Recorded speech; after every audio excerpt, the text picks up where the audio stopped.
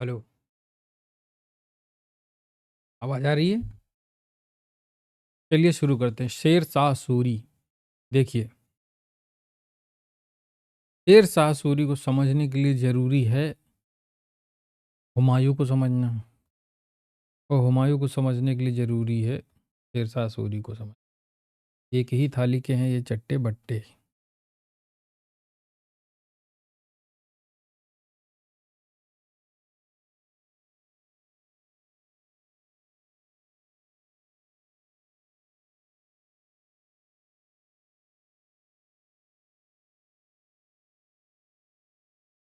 ठीक है, कष्ट के लिए खेद है। चलिए शुरू करते हैं। जन्म कहाँ होता है? 1472 को। कहाँ पे? बैजवाड़ा, होशियारपुर। ठीक है, होशियारपुर में हुआ।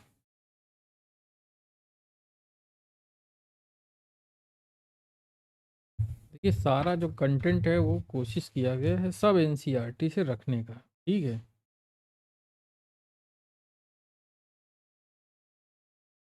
अब इनके अच्छा ठीक है। होशियारपुर कहाँ है? पंजाब। ठीक, पंजाब पाकिस्तान।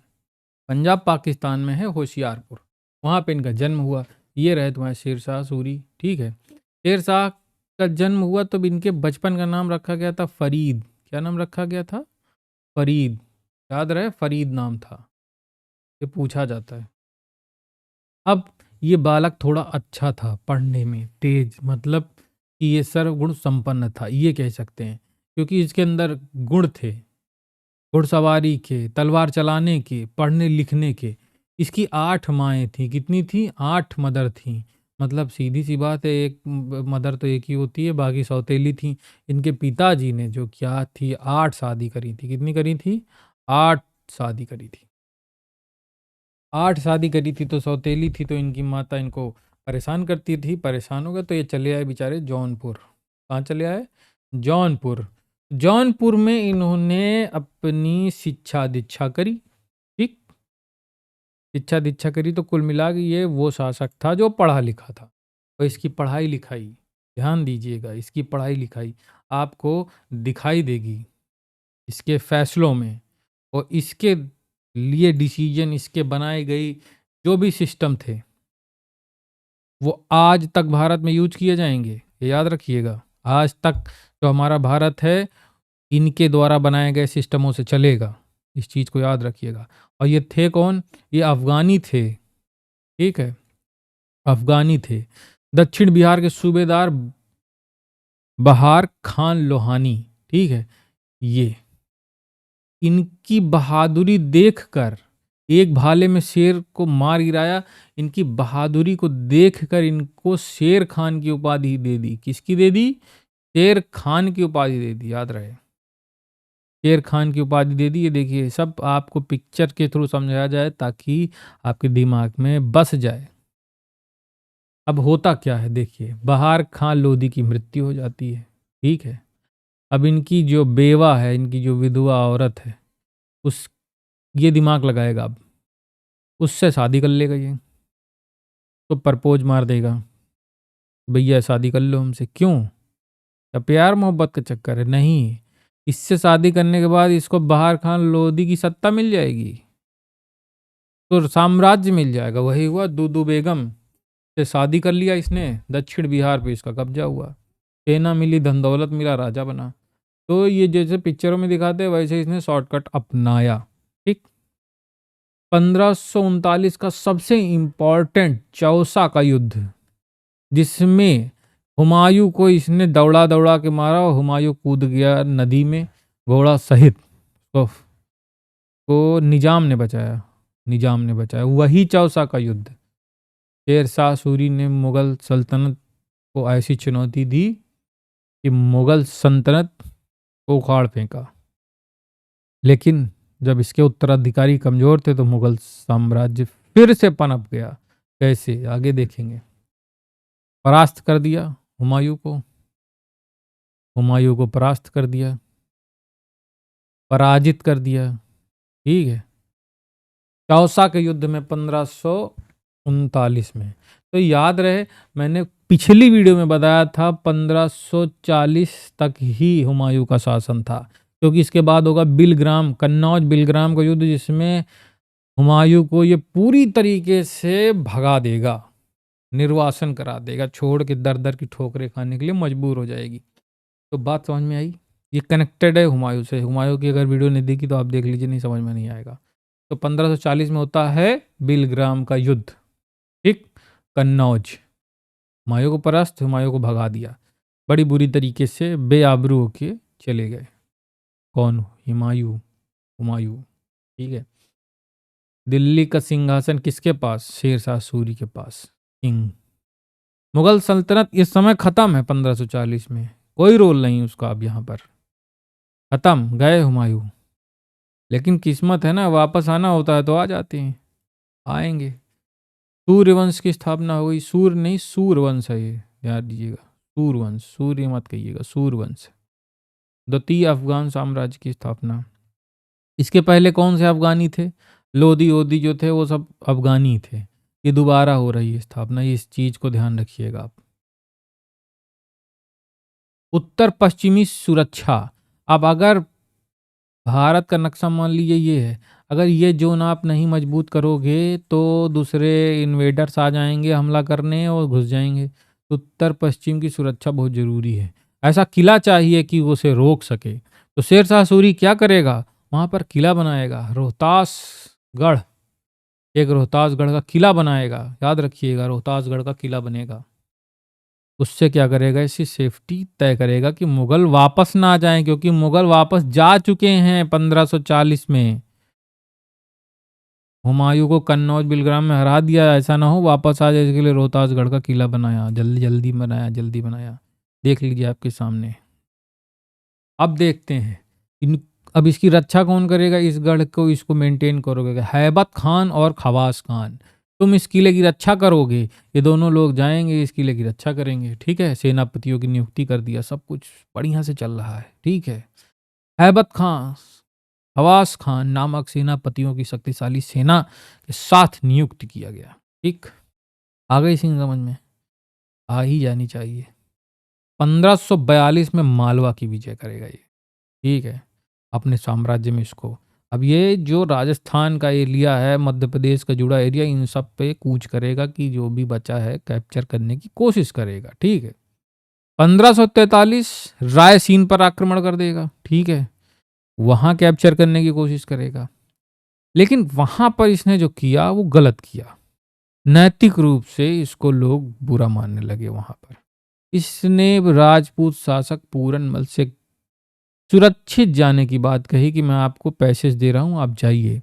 लेकिन जैसे ही वो निकलने की कोशिश किया, उसको मार डाला। यहां पर इसकी बुराई होती है, याद रखिएगा। इसके विरोध में पहले जो राजपूताना महिलाएं होती थी, उन्हें सम्मान की रक्षा के लिए जौहर कर लेती थी। इसी आक्रमण के दौरान जौहर कर लिया, सबने आग में जल के मर गई। इससे थोड़ा बदनामी हुई शेरशाह सूरी की। लेकिन जो करना था उसने किया, साम्राज्य को कैप्चर किया, रायसीन कैप्चर कर लिया, अपने में मिला लिया, रायसीना हिल्स। अब 1544 मारवाड़ पे आक्रमण कर देगा, ठीक है। 1542-43, अब 44 चल रहा है, मालवा, रायसीन, मारवाड़ का आक्रमण, ठीक है। सब कैप्चर करता चला जाएगा। अब यहाँ पर दो ऐसे राजपूत मिलेंगे, राजपूत बहुत बहुत बहादुर होते थे। जैता कुप्पा ये ऐसा मिलेंगे कि ये बैंड बजा देंगे शेरशाह सूरी की सेनाओं की। हराना मुश्किल, कहते हैं कि इन्होंने लगभग हरा ही दिया, कहते तो हैं कि हरा दिया। लेकिन जब शेरशाह सूरी ने देखा कि ये मुझे हरा देगा, लग रहा काम खत्म ही है, तो इसने अफवाह फैला दी, इनका राजा जो है भाग रहा है। और ये लोग कैप्चर करने की, मतलब कह सकते हैं ना कि जैसे इंटरनल फूड डाल दी, उसकी वजह से इनका काम खराब हो गया, बेचारे हार गए, कैप्चर हो गया, ठीक। ये हुआ। अब 1545 में क्या? कलिंजर अंतिम अभियान, ठीक। ये कलिंजर जो हो रहा है, ये जो हमला हो रहा है, ठीक के बाद कीरत सिंह के विरुद्ध अपना अंतिम आक्रमण करेगा। शेरशाह सूरी 1545 में, यहीं पे एक गोला फट जाएगा, इसी मर जाएंगे। ये देखो, उक्का चलाते समय एक ये शस्त्र था गोला, ये कहते हैं गोला दीवार से टकरा के आया, फट गया, इसी में मर गया। तो 1545 में भाई साहब शेरशाह सूरी नहीं रहे। अभी हुमायूं दर दर की ठोकरें खा रहा है, याद रखिएगा। कलिंजर है कहाँ, क्या है आपको? कलिंजर है बांदा में, जहां तक मुझे पता है।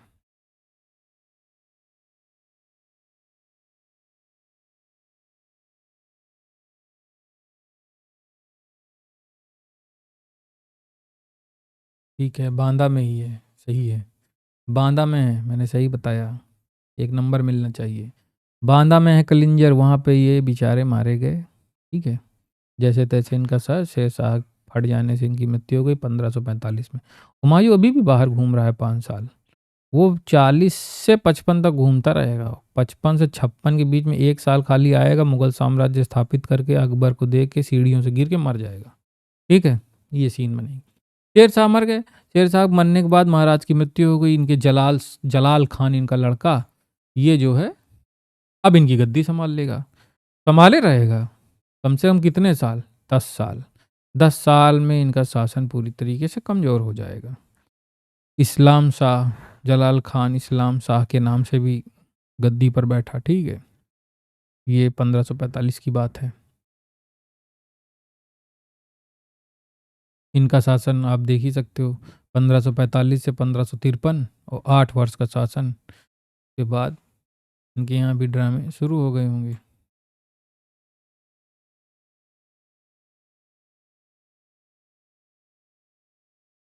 इस्लाम शाह की भी मृत्यु हो गई भाई,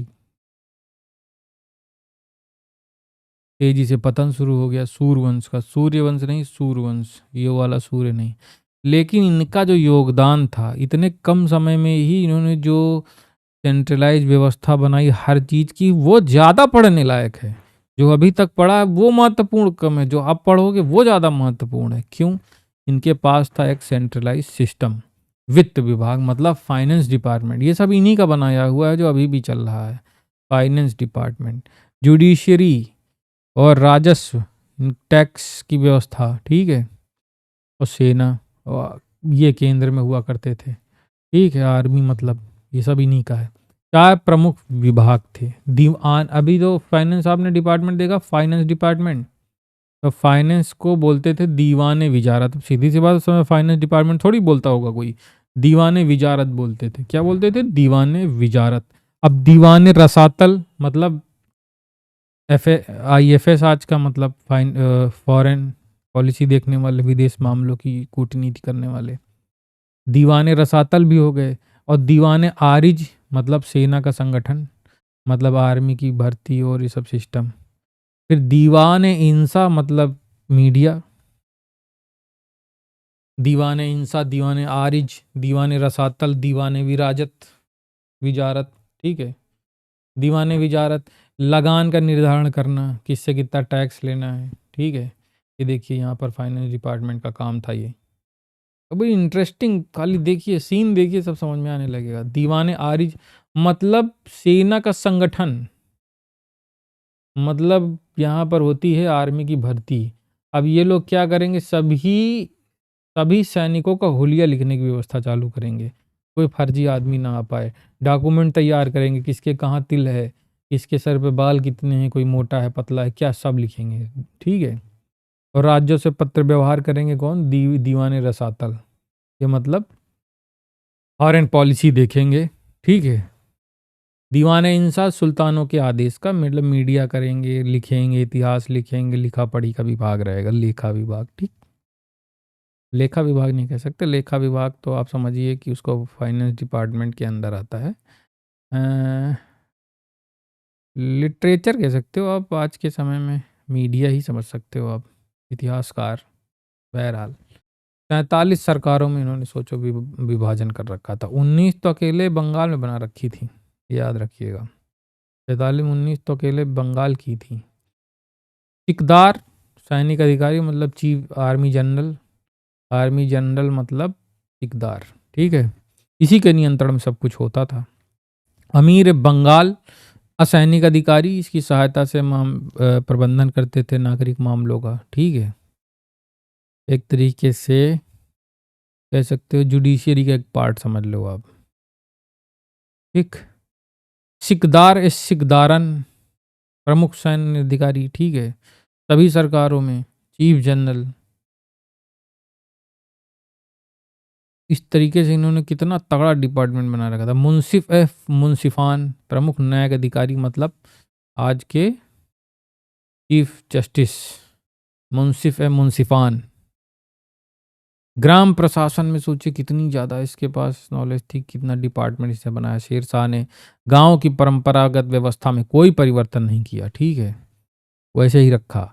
बस क्या कर दिया, मुखिया मेंटेन किया, चौकीदार मेंटेन किया, पटवारी मेंटेन किया। सब देखिए, सैनिकों को नगद वेतन कैश में मामला देने लगे। ठीक है, जमीन अमीन छोड़ के कैश मिलने लगा कि जाइए आप पिक्चर विक्चर देखा करिए बीच बीच में। शेरशाह सूरी का दरबार क्या था, बहुत अच्छा दरबार था, सब पसंद करते थे। सब निरीक्षण करना, टैक्स का बंटवारा, कैसी फसल है। अब इन्होंने घोड़े दागने का मतलब घोड़े के पेट में बम लगा के उड़ा देना नहीं है। मैं छोटा था तो दागने का मतलब यही समझता था, आप समझिएगा। घोड़े दागने का मतलब उन पे स्टाम्प लेखन गरम करके, तो लोहे की चीज़ों से उस पर स्टाम्प बनाते थे, तो वो जलने की वजह से स्टाम्प बन जाता था। शाही घोड़े जो है चोरी ना हो जाए उसके लिए सैनिकों का हुलिया लिखना मैं अपने आप को बता चुका हूँ आपको पहले भी।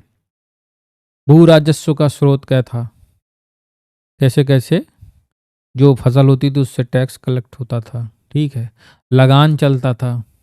रैयतवाड़ी व्यवस्था इन्होंने शेरशाह सूरी ने बना रखी थी, इसको मत भूलना, बहुत इंपॉर्टेंट है। ठीक है, अब जैसी उत्पादन होगी उसके हिसाब से टैक्स होगा, बहुत अच्छी, औसत, कमजोर। ठीक, तो जैसी होगी उसी हिसाब से काम होगा, शोषण नहीं होगा। भूमि का निरीक्षण व आकलन होगा। ये सर मतलब डिपार्टमेंट थे, वो सब आकलन करते थे, हाँ इनकी कितना टैक्स बन रहा लिखते थे। ठीक है, अभी आज के समय में तो घूस वूस चल जाती अगर यहाँ पे होता सिस्टम। तो इस तरीके से देख लीजिए, सरकार का हिस्सा 1/3 भाग। ठीक, 1/3 ले लेते थे।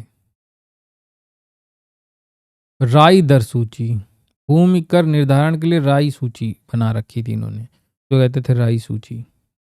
उसमें सब लिखा रहता था किसका क्या बन रहा है, किस फसल का कितना भुगतान है, क्या है। लगान भुगतान के विकल्प क्या था, या तो आप कैश दे दो ले आके, ठीक, या तो जिन्स दे दो, मतलब जो पैदा करे हो वो दे दो। दोनों तरीके से आप हैंडल कर सकते हो मामला। जरीबाना सर्वेक्षण शुल्क, मतलब अगर ऑडिट कराओगे, जमीन नपाई जोखाई करोगे तो उसका 2.5% टैक्स लेते थे ये, अपना नापते थे। ठीक, ये सब अभी भी चलता है। महाशिलाना कर संग्रह 5% अतिरिक्त, मालगुजारी के अतिरिक्त ये अलग चलता था। मुद्रा व्यवस्था क्या थी, रुपया था, दाम था, असरफी था। है ना, असरफी तो अभी भी शब्द यूज होता है कभी कभी। तो जैसे मेटल से बनते थे सोने, असरफी जो बनते थे वो सोने से बनती थी। देखिए चांदी 180 ग्रेन, 180 ग्रेन का चांदी, और पीतांबे का था 322 ग्रेन। तो ये हो गए तुम्हारे चांदी, तांबा, अभी सोना 167 ग्रेन असरफी। इस तरीके से मुद्राएं व्यवस्था थी। टकसालें छपवा रखी थी, सोचिए यहाँ पे सब बनता था। 23 तो टकसालें थी, वो जांच करती थी, वो बनाती भी थी। सोचिए पूरे इंडिया में तुमको लग रहा है टकसालें बना दिया था। शेरशाह सूरी ने इतने कम समय में जितना काम किया, बहुत काम किया। अरबी लिपि नागरी लिपि दोनों में अंकित था, इससे पता चलता है कि सब चीज़ का ध्यान रखते थे। सर्वोच्च न्यायिक अधिकारी था ही वो, सबसे न्यायप्रिय शासक इसको बोला जाता था। ये सुल्तान उल अदल क्या है, जिसने उपाधि ली थी, मतलब न्याय का सुल्तान, सुल्तान उल अदल। ठीक, ज़्यादा कठोर न्याय व्यवस्था थी भाई। भाई न्याय व्यवस्था कर रही थी, दुबई टाइप की थी। कैद हो सकती है, कोड़े चलेंगे, अंग भंग कर दिया जाएगा, जुर्माना होगा। जैसा डिसीजन होगा, जैसा काम होगा, वैसे ही रिलाई होगी। ठीक, दंड की व्यवस्थाएं आपने देख ली कितनी खतरनाक थी। सड़क निर्माण बहुत तगड़ा था, होता था। जीटी रोड सोनार गांव से लेके अटक तक, यहाँ से लेके यहाँ तक पूरी जीटी रोड अभी भी सोच लीजिए नाम चलता है। ये बहुत बड़ा काम किया कि रोड बनवाई, और रोड बढ़िया बनवाई, रीढ़ की हड्डी कही जाती है अभी भी। और भी प्रमुख सड़कें बनवाई, देख लीजिए पूरा सब मैप है आपके सामने। इतनी सारी रोडें बनवाई, सड़क नेटवर्क बहुत अव्वल था शेरशाह सूरी के समय, ये सोचने वाली बात है। अब जो रोड बनाई थी उसमें 1700 सरायों का रुकने की व्यवस्थाएं बनाई थी, और हिंदू मुस्लिम के लिए अलग व्यवस्था थी। उसी सराय में हिंदू अलग बैठेगा, मुस्लिम अलग बैठेगा। ऐसा नहीं कि सिर्फ मुस्लिम ही बैठेंगे हिंदू बैठेंगे, सबकी अलग व्यवस्था। आराम से आइए, बैठिए और घूमिए। अब मर गए तो सासाराम में मकबरा बिहार है इनका, बहुत इंपॉर्टेंट है सासाराम। पूछा जाता है शेरशाह का मकबरा कहाँ है, बिहार याद रखिए सासाराम। आपको फोटो भी मैंने दिखा दी है। दीन पनाह को तुड़वाकर किले का निर्माण करवाया, पुराना किला दिल्ली। ठीक है, पुराना किला दिल्ली, दीन पनाह को तुड़वा कर इन्होंने अपना किला बनवाया। किला ए कुनहा बनवाया, शेरशाह की विरासत है किला ए कुनहा। बार बार देखना पड़ेगा आपको वीडियो तब, क्योंकि इन्होंने काम इतना ज्यादा किया है कि आपको थोड़ा सा इसको रटना पड़ेगा। हुमायूं को देख लीजिएगा तो एटलीस्ट कनेक्शन समझ में आ जाएगा। हो सकता है बहुत कुछ कैप्चर कर ले जाओ। आगे देखेंगे अकबर को, ग्रेट अकबर को देखेंगे।